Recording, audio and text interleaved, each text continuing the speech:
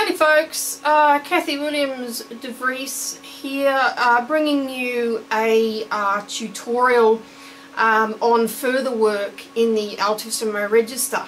If you've been on my website or my YouTube channel, you might have seen my previous videos on getting the most from the altissimo, and that mainly consisted of playing the note below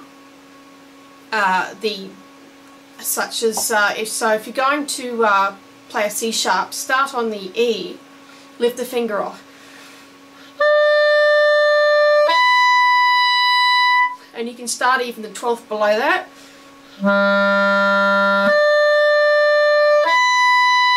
so that you can sort out what needs to be done internally here in order for you to get a really nice altissimo sound that comes out immediately.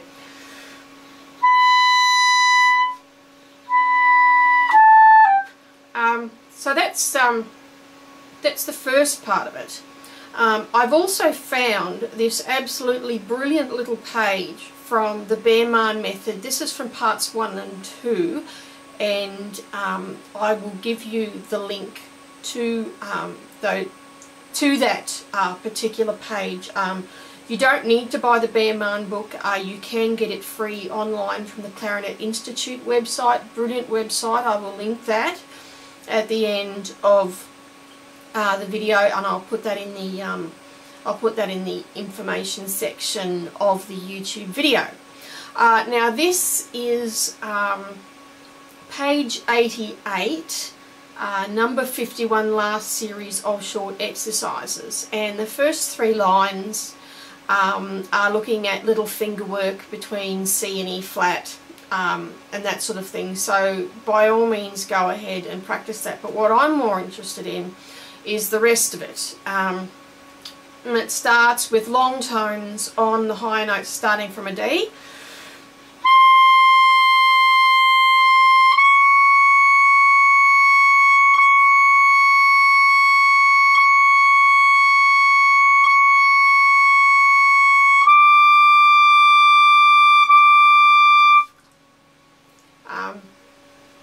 Now, this is the end of the 4th line. That's when all these little exercises start. So I recommend that you start these very slowly, making sure that you're getting a good sound. They go over, because you might be aware that the clarinet has a second break. When I say break, I mean going over the various overtones on the instrument. So your first break is when you go from the throat tones to the clarion. When you go from having very few fingers down to putting a lot of fingers down. That's the first break. The second break is going from the upper clarion into the altissimo. So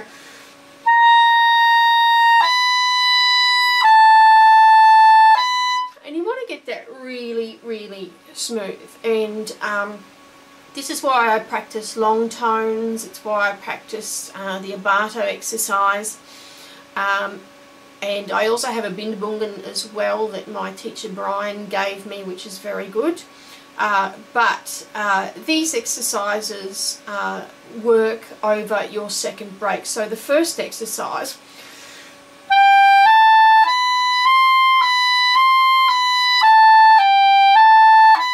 you want to get a really smooth transition between the B and the C sharp.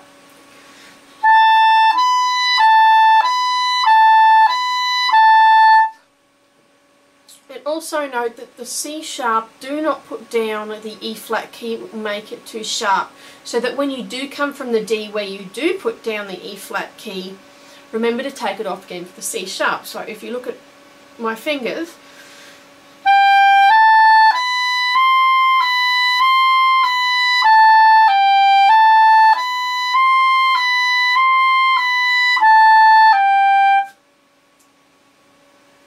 and the next one is a lot like it. Again, working on that transition between the B and the C sharp.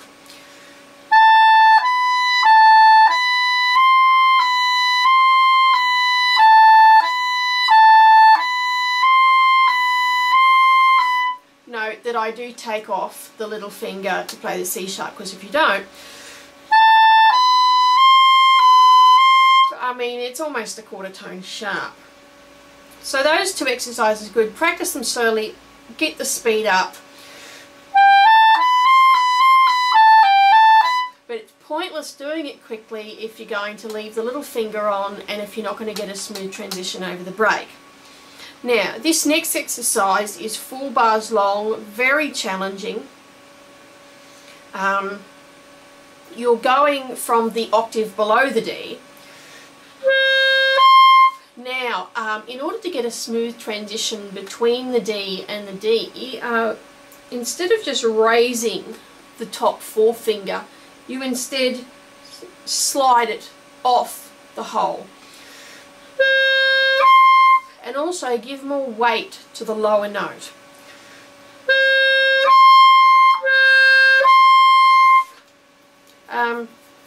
So we're going.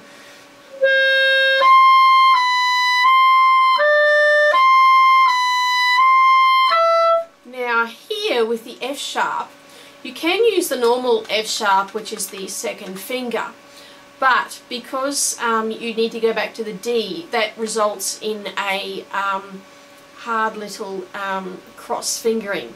What I prefer to do is to use the forked F sharp, because one merely goes from the D to the forked F sharp. Forked F sharp D, and there's no cross fingering required. So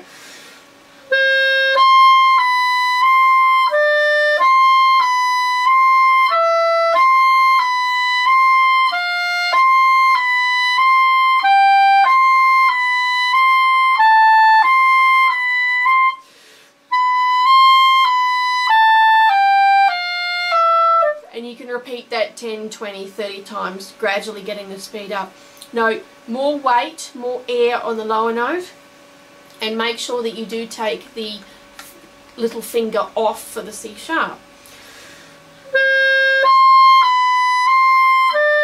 And also, you want to get a smooth transition down from the top D to the next note. Just drop the jaw a little, or open the throat a little. And think or, go from E to or, and you will get that transition.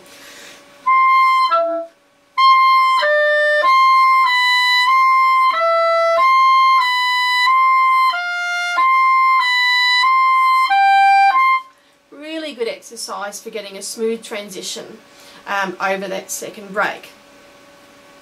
So, having practiced that quite a few times, remember, no faster than I'm doing it at the moment. Pointless, because if you're going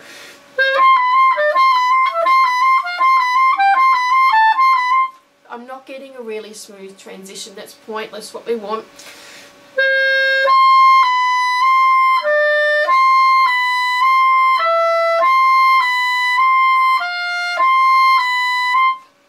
now we come to a slightly harder section. We're not going over the break anymore. We're looking at the semitones from D to F.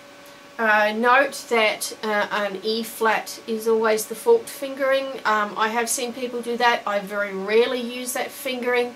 It's flat. It's not a good fingering. This is a better E flat fingering.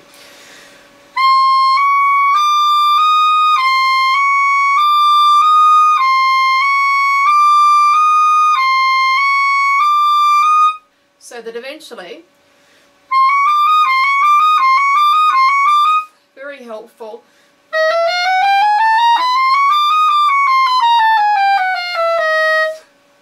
and the second one is much like it.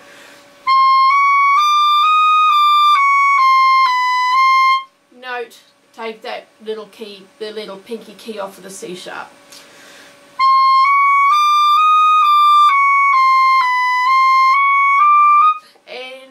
Perhaps you could put the banana key on the top F. That is a flat F. On my instrument I do put the banana key down, but remember to take it off for the E, otherwise you'll get a quarter tone sharp E.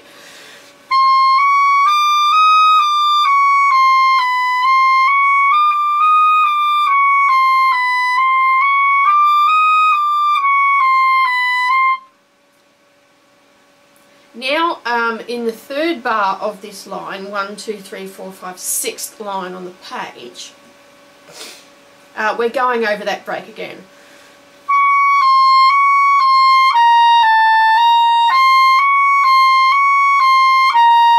And you want a smooth transition between the D and the C, especially on the way down.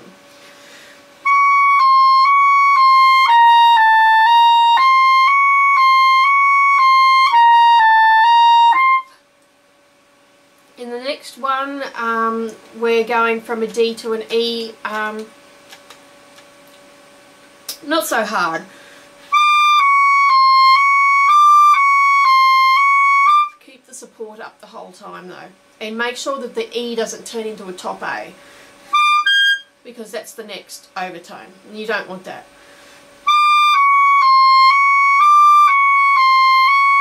Use some of the top lip to keep it down to an E, and then in the last bar of the line,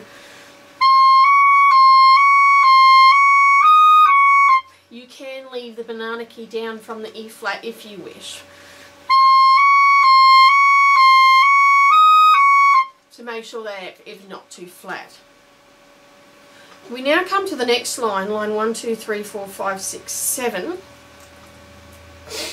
And we're going from a G to an E flat. Again, you can just slide that top finger, look at what I'm doing, to get a nice smooth transition.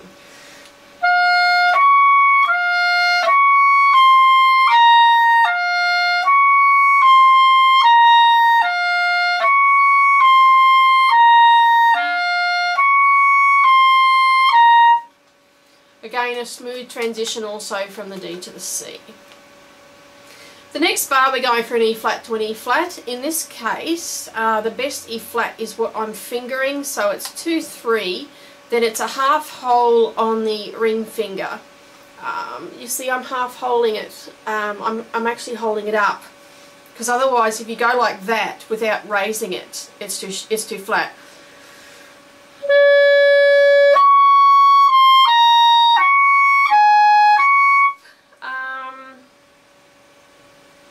You can use the long B flat, probably a little bit easier.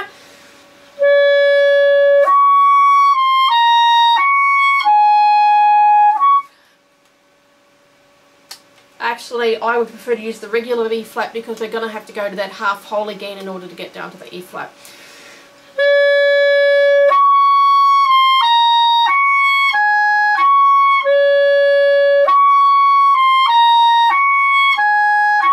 In fact, maybe just do the same E flat right the way through the exercise so as not to get confused.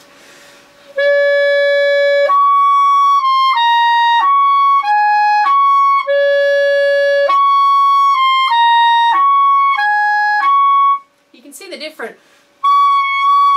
There's quite a difference. Sounds quite flat. That's your true octave. Again, for this next exercise, the third exercise of the line, we're going to need to use that fingering again, because we're going from the C. Now you'll need to use the left hand C, because we are using the right hand pinky key.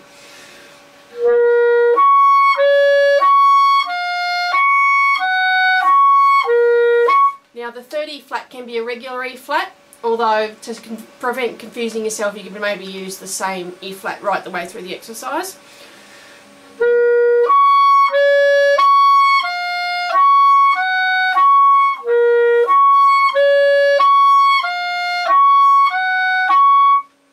And much the same in the next exercise.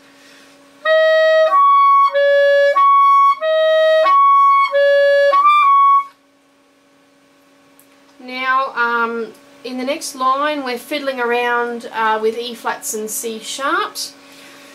Remember to take the little pinky key off.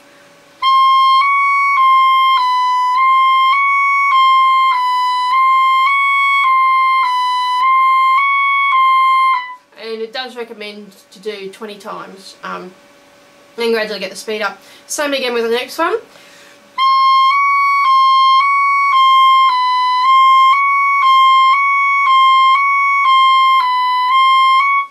And the next one.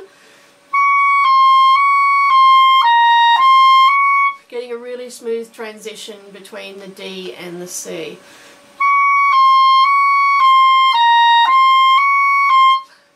And also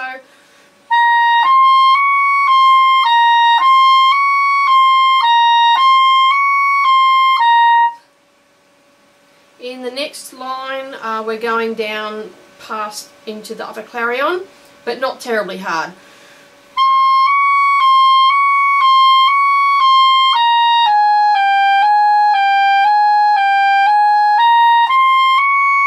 So that's no drama. The next few lines are pretty difficult. We're going from a D flat to an E flat, or C sharp to D sharp, whichever one, depending on whether you're doing A flat major or E major. And it's quite difficult. I would only ever use this fingering if I was going incredibly fast. Otherwise, it is finicky having to do this, if you're watching my hands. Remember to take the pinky key off.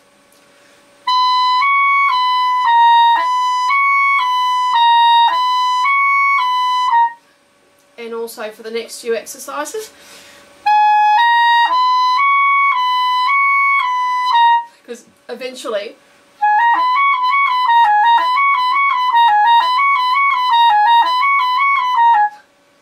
you really need to take that pinky key off. And for the next one, this is part of A flat major.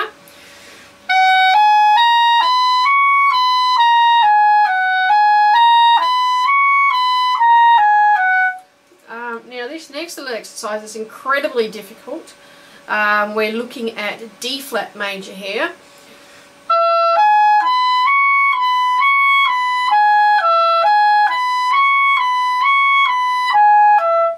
We can use the long B flat and the forked G flat. Makes it a bit easier.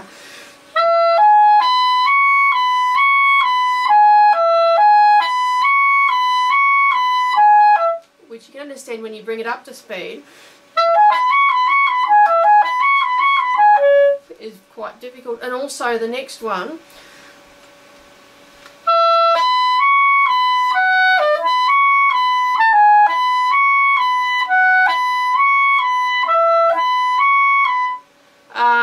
doesn't really matter which F sharp you use.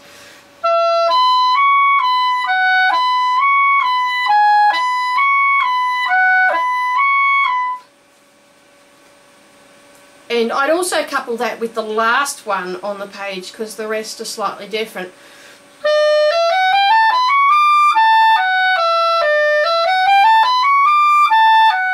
Which is a direct quote of the E major scale. The other three on the last of the second last line and on the last line, we're wanting really smooth connections over that break. More emphasis, more air on the lower note. Gently slide the top finger off, and make sure you don't flip up to the A.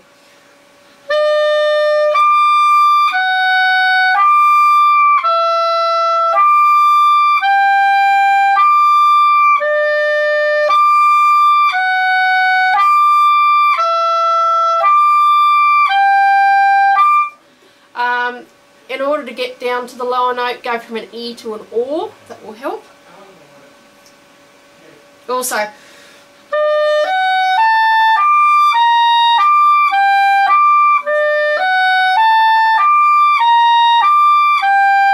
we want really smooth transitions there, E, OR again. And the last one,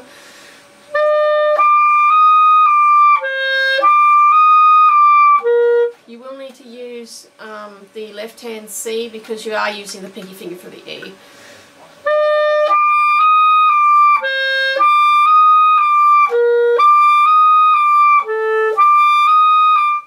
Okay, so that's page 88 of the Baermann.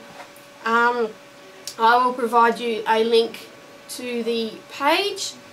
I hope that's been of some assistance. There's a heap more in the close, which I will get stuck to, but I just thought I'd introduce you to some really handy altissimo exercises to get you working with the fiddly altissimo register and nasty C sharps to D sharps. So thanks for listening. Bye for now.